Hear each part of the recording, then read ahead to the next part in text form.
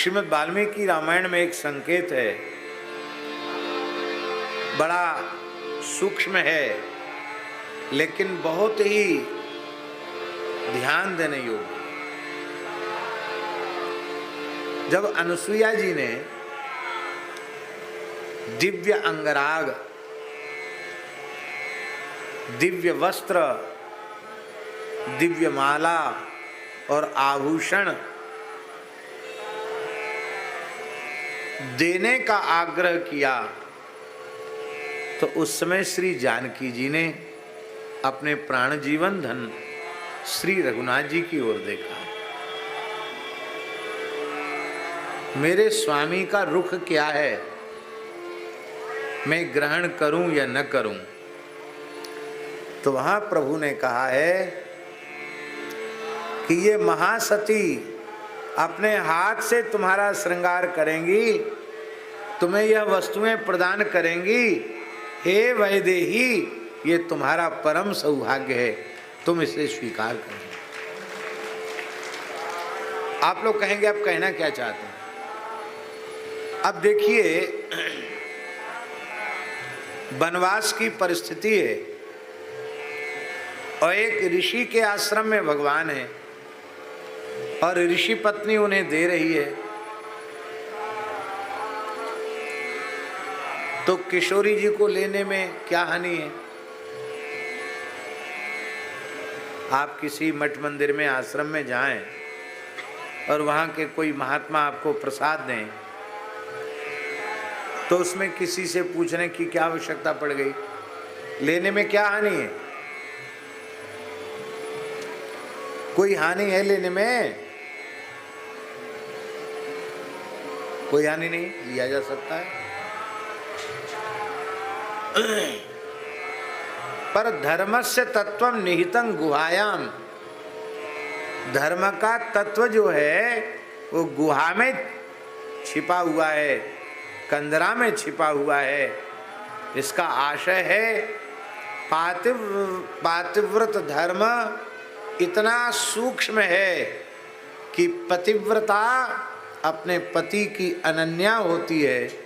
उसकी आज्ञा के बिना, उसके रुख के बिना यदि वह अपने जेठ से, अपने देवर से, अरे कहाँ तक कहें अपने सास ससुर से भी पति के रुख के विरुद्ध यदि कुछ प्राप्त करती है या लेने की इच्छा करती है तो वह अपने धर्म से विचलित मानी जाएगी।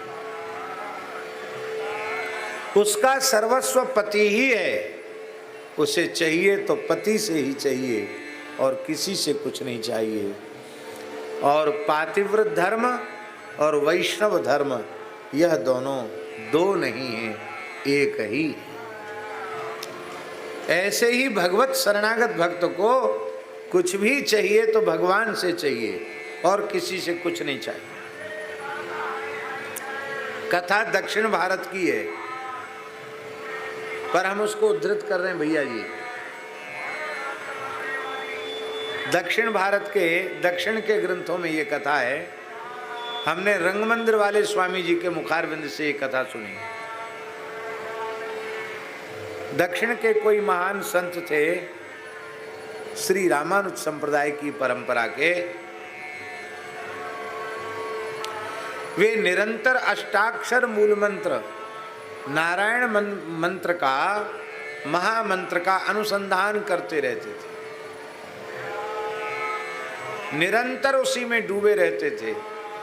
उनको शरीर संसार की सुधि क्षणार्ध के लिए भी नहीं होती थी, वे निरंतर उसी में डूबे रहते थे। बड़े उच्च कोटि के भक्त थे, सिद्ध कोटि के भक्त थे। तो भगवान शिव पार्वती वहां से जा रहे थे। अब वो महात्मा क्या कर रहे थे, वो बड़े अकिंचन भाव से रहते थे, न किसी से कुछ मांगना, न किसी से कुछ लेना। अकस्मात कुछ मिल जाए तो उसी से निर्वाह कर लेना। तो उनकी फटी पुरानी गूदड़ी थी, वो कई जगह से फट गई थी, उसी को सुई धागा से सिल रहे थे। और भीतर भीतर भगवान का स्मरण कर रहे थे। तो पार्वती जी ने कहा शंकर जी से कि देखो भगवान, ये कितने निष्काम महात्मा हैं, अब कितने बेचारे अकिंचन हैं, कुछ भी नहीं है, न रहने को है, न खाने को है, और न पहनने को है, और ये कुछ चाहते भी नहीं है। तो आप तो विश्वनाथ हैं, आपको दया नहीं आती इन पर, आप कुछ इन्हें वरदान दे दीजिए। तो शंकर जी हंसने लगे, बोले वरदान तो हम देते हैं, आशुतोष हैं, और वरदान देने में हम कभी कंजूसी नहीं करते, ये बात भी सही है। लेकिन आवश्यकता जिसे वरदान की होगी उसे न दिया जाएगा। ये चाहते ही नहीं है तो हम क्या दें।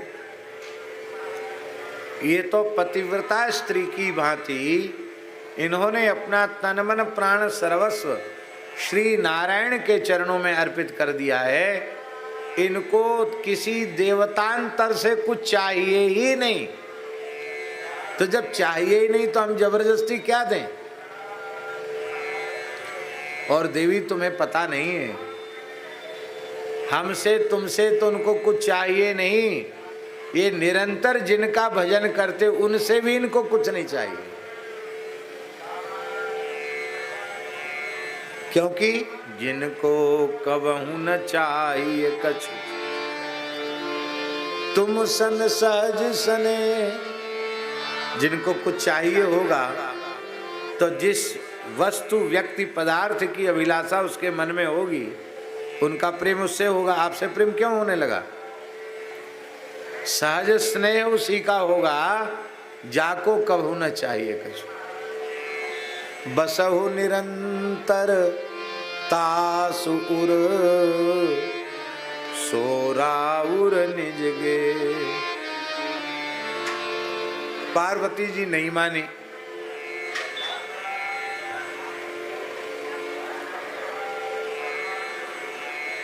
बोली नहीं नहीं,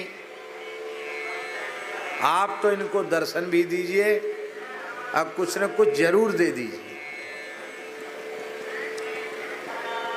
तो पार्वती जी के आग्रह से भगवान शिव पार्वती जी के सहित प्रकट हुए, और वो ऐसे भगवत स्मरण में तन्मय थे कि प्रकट भगवान की ओर भी उन्होंने नहीं देखा। वो तो अपने सुई धागा से फटी पुरानी गुदड़ी सिलते रहे। तो भगवान ने कहा जय श्रीमन नारायण। तो नारायण नाम सुनकर उन्होंने देखा, प्रणाम किया, कहा देखो हम बहुत प्रसन्न होकर तुमको दर्शन देने आए हैं, हमसे कुछ मांग लो। तो उन्होंने कहा कि हमको कुछ नहीं चाहिए, कि नहीं हमारा दर्शन अमोघ है। बोले आपका दर्शन तो अमोघ है, लेकिन हमने तो आपके दर्शन की कामना की नहीं। आपने अपनी ओर से अनुग्रह करके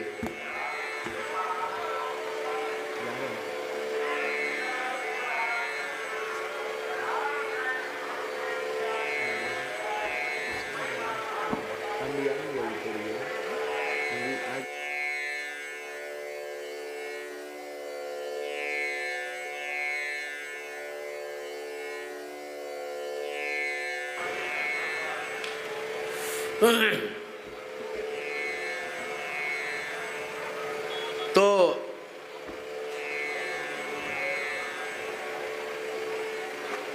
भगवान बोले हमारा दर्शन मोघ हो जाएगा। अमोघ दर्शन है, कुछ नहीं लोगे तो हमारा दर्शन की महिमा घट जाएगी, इसलिए हमारी दर्शन की महिमा बनी रहे इसलिए ले लो। तब उन्होंने कहा कि हमारी बुद्धि श्री हरि के चरण कमलों का कभी त्याग न करे, हमारी बुद्धि निरंतर निष्काम भाव से भगवान के चरण कमलों में लगी रहे। भोले बाबा बोले वो तो लगी हुई है, तो जो लगी हुई है उसको और क्या लगाना, वो तो लगी, सहज लगी है, और कुछ मांग लो। तब आप बड़ी चिंता में पड़ गए कि क्या मांगे। तो हंसकर बोले कि हम गुदड़ी सिल रहे हैं तो हमारा धागा सुई के पीछे चलता रहे। बोलो भक्तवत्सल भगवान की जय। अब आप बताइए, धागा तो सुई के पीछे ही चलता कि नहीं चलता? और हम सुई से गुदड़ी सिल रहे हैं, धागा हमारा ठीक से चलता रहे। भगवान शंकर हंसे और अंतर्धान हो गए। निष्काम था, क्या कहना, कुछ नहीं चाहिए। पतिव्रता नारी को जो कुछ चाहिए अपने पति से चाहिए, किसी से कुछ नहीं चाहिए। यदि चाहती है तो वह अपने धर्म से कुछ नीचे आ गई। भगवान की सहमति हुई, सम्मति हुई, तब श्री किशोरी जी ने उसे स्वीकार किया। यह हम सबके लिए संदेश है कि हम जो कुछ चाहें वो भगवान से ही चाहें और किसी से कुछ भी न चाहें। विनय पत्रिका इसका एक अनुपम अद्भुत उदाहरण है। गोस्वामी जी भैरव जी की भी बड़ी सुंदर स्तुति करते हैं, भगवती की स्तुति करते हैं, गणपति की स्तुति करते हैं, सूर्य भगवान की स्तुति करते हैं, सबका स्तवन करते हैं, लेकिन अंत में पतिव्रता की तरह श्री राम चरण कमल में अनुराग ही मांगते हैं, दूसरा कुछ भी नहीं मांगते। तो पातिव्रत धर्म और वैष्णव धर्म एक ही है, अलग नहीं।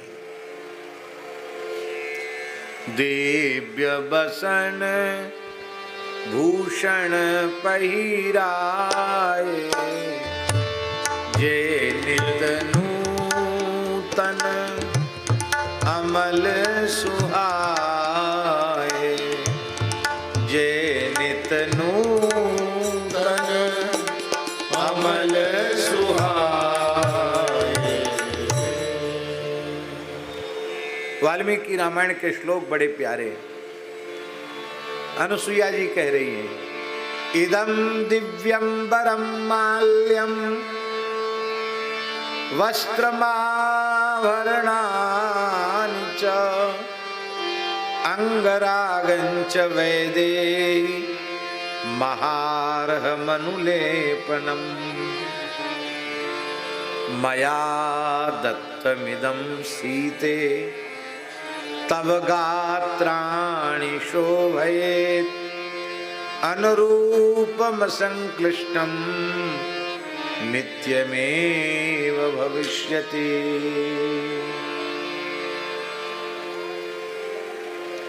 हे वैदेही, यह दिव्य हार, यह दिव्य वस्त्र, यह दिव्य आभूषण, अंगराग, अनुलेपन, ये सब वस्तुएं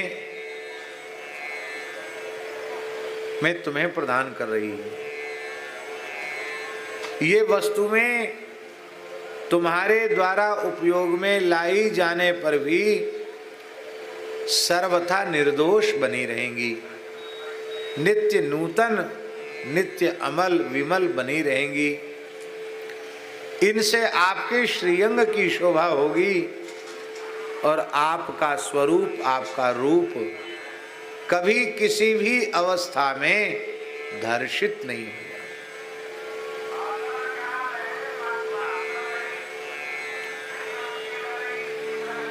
अध्यात्म रामायण में लिखा है कि श्री जानकी जी को 2 कुंडल भी दी, दिव्य कुंडल। ऐसे तो आभूषण में कुंडल आ ही गए, लेकिन पृथक रूप से लिखा है कि विश्वकर्मा जी के द्वारा निर्मित और श्री अनुसुईया जी को प्रदत्त 2 दिव्य कुंडल भी अनुसुईया जी ने प्रदान किए, 2 वस्त्र, 2 साड़ी प्रदान की और एक दिव्य अंगलेप, अंगराग प्रदान किया। और कहा कि इस अंगराग का तुम जब अपने शरीर पर लेपन करोगी तो शोभा कभी तुम्हारा त्याग नहीं करेगी। यद्यपि भगवती पराम्बा जगत जननी श्री जानकी जी को इसकी आवश्यकता नहीं है, लेकिन वस्तुतः ऋषि महर्षि ऋषि पत्नियां अपने तपशक्ति से अर्जित यह दिव्य वस्तुएं भगवान को प्रदान करके, भगवती को प्रदान करके और अपने तप को, अपने साधन को सफल हो गया ऐसा स्वीकार करते हैं। दिव्ये ददौ कुंडले द्वे निर्मिते विश्वकर्मणा दुकूले द्वे ददौ तस्यै निर्मले भक्ति संयुता। हाँ, हम लोग बड़े भाग्यशाली हैं। जगत गुरु रामानंदाचार्य श्रीमद स्वामी वल्लभाचार्य जी महाराज पधारे हैं। आप अभ्युत्थान पूर्वक उनका आदर करें।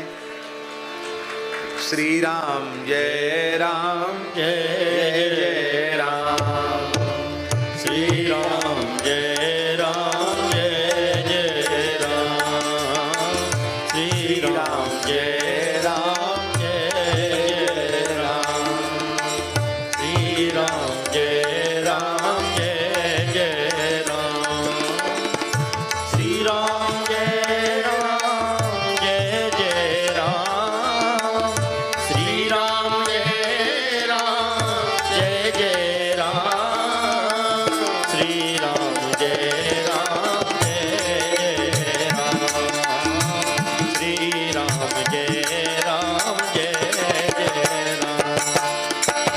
श्री राम जय राम जय जय राम, श्री राम जय राम जय जय राम, श्री राम जय राम जय जय राम, श्री राम जय राम जय जय राम, श्री राम जय राम जय जय राम, श्री राम जय राम जय जय राम। श्री सीताराम जी महाराज की जय। हम लोग कितने भाग्यशाली हैं। आज पूज्य जगत गुरु जी के मंगलमय दर्शन से हम सब धन्य हुए। हम दंडवत प्रणाम निवेदन करते हैं। यहाँ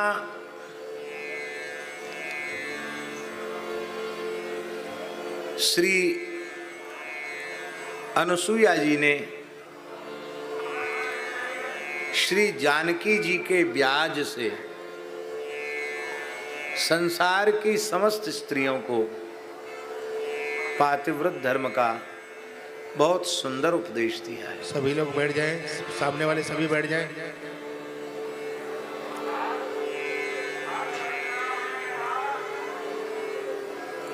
वस्तुतः इस उपदेश की श्री जानकी जी को पृथकतया उपदेश करने की कोई आवश्यकता नहीं है, पर उनके माध्यम से हम सबको यह दिव्य उपदेश अनुसूया प्रदान कर रही है।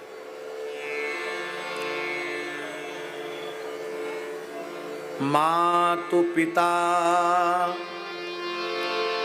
भ्राता हितकारी मित प्रद सब सुनु राजकुमारी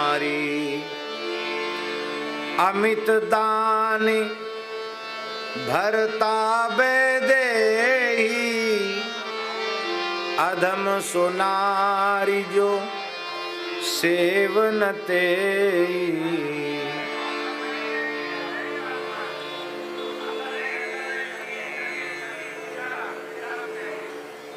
हे राजकुमारी,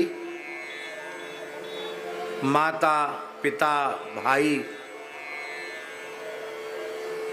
ये सब हितैषी हैं, इसमें कोई संदेह नहीं।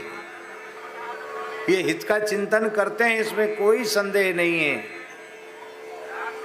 किंतु इनके द्वारा सुख प्रदान की सीमा सुनिश्चित है, सीमित है।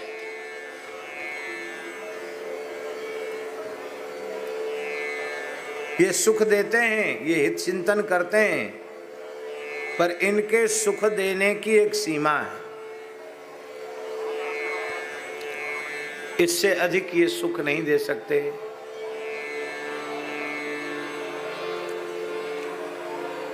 किंतु पति के द्वारा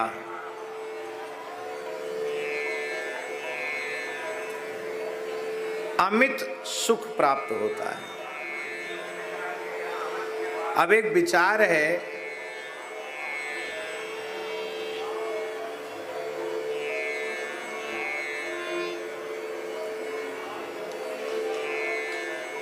कि सुख की अवधि क्या है। तो सुख की अवधि का निरूपण शास्त्रों में किया गया है। राजा का सुख कितना है, देवताओं का सुख कितना है, देवराज इंद्र का सुख कितना है, प्रजापतियों का सुख कितना है, मनुओं का सुख कितना है, प्रजापतियों का सुख कितना है, और प्रजापतियों में सबसे श्रेष्ठ महादेव जी का सुख कितना है, और महादेव जी से भी ब्रह्मा जी का सुख कितना है, और ब्रह्मा जी को जो सुख है उससे अनंतानंत गुणित सुख ब्रह्मानंद में रमण करने वाले महात्माओं को।